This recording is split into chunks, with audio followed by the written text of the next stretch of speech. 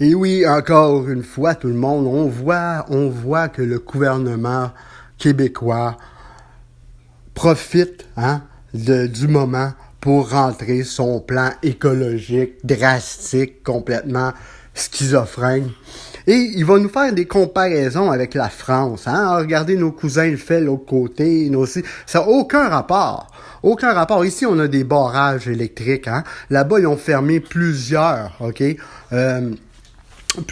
usines nucléaires. Ce qui fait que là, ils ont de la misère à avoir de l'énergie. Et en plus, avec la guerre en Ukraine, les Russes leur fait la vie dure en ce moment par rapport à ce qu'ils ont choisi, tu sais.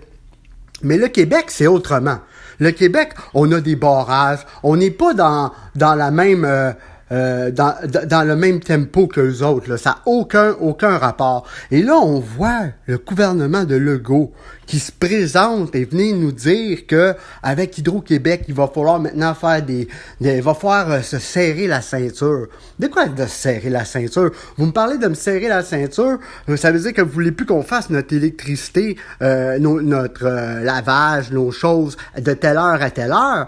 Mais on va faire des milliards de voitures électriques à travers le Québec. Mais grand-maman, elle pourra plus laver sa vaisselle. Et il nous dit, tu laveras ta vaisselle à minuit le soir. Je m'excuse, là.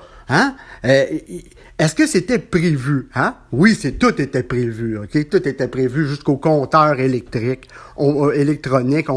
Ça date. Mais là, on voit le plan en action. Et là, ce qui est grave, c'est comment qu'ils nous l'amènent. Et comment les Québécois vont accepter ça, parce qu'on n'a jamais parlé de ça aux élections. Et là, moi j'appelle ça la phase 2. La première phase, c'était les non-vaccinés, essayer de mettre tout le monde sur le passeport pour le numérique.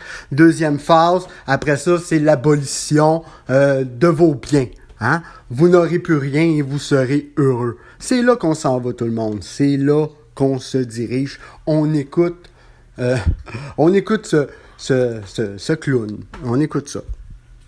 Quelque part en 2023.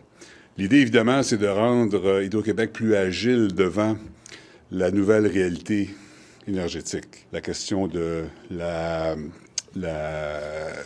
sobriété, j'aurais dire, de la consommation d'électricité. Moi, je parle beaucoup de sobriété pour connaître un peu ce qui se passe dans le monde. Nous ne sommes pas sobres dans notre consommation. Je sais qu'il y a des gens qui questionnent ça, mais on peut changer peut-être la modulation de comment on consomme l'électricité. Peut-être. Puis Mme Boucher est d'accord avec ça en passant. Puis on voit ce qui se passe en Suède. Décider au bout de ligne. Tarification horaire, c'est possible, c'est-à-dire en période de pointe, on ne fait pas de lavage, on lave pas la vaisselle, on diminue vous pourriez y aller sur une tarification modulation. Il faut le regarder. Absolument. Puis la température dans les maisons, comme ça se fait en France? J'ai vécu en Chine, puis je peux vous dire que quand on arrivait le soir des maisons, c'était froid, il fallait partir ça à la main. Alors, c'est sûr qu'il y a une habitude de consommation, mais il faut faire une bonne... Mais je veux juste savoir, pour ça, là, la température dans les maisons, la France le fait, là.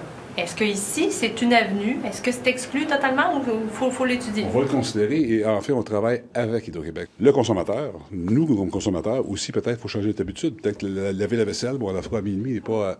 L'éolien, on peut en faire beaucoup plus. Ils vendent beaucoup à certaines places dans le Québec. Maintenant, un peu comme le meilleur exemple, c'est le Danemark.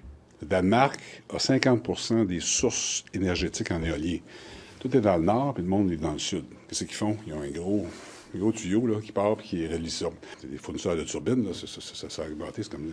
On comprend bien que donc la sobriété, comme vous dites, donc c'est un